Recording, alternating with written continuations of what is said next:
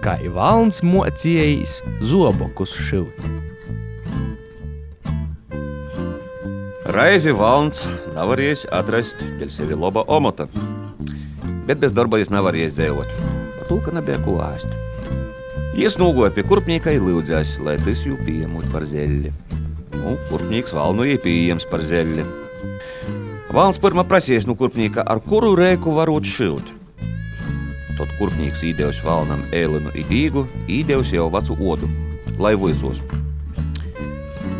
Valns tīvleņ paiems odu rūkā i socis jū šūt, bet kuru reizi tik divs tais jau pierstā.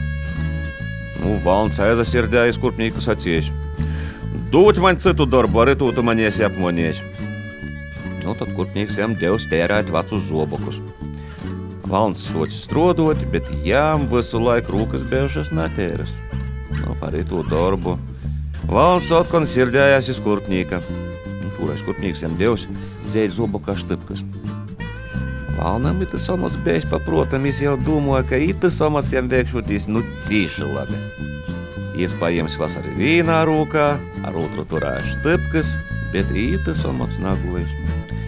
Kai kuru reizi sēdz stājas štipka nolūzusi. Tagad valns redzēja, ka jām neviens omats neizadūda. Uzašpļove, jāizgoja.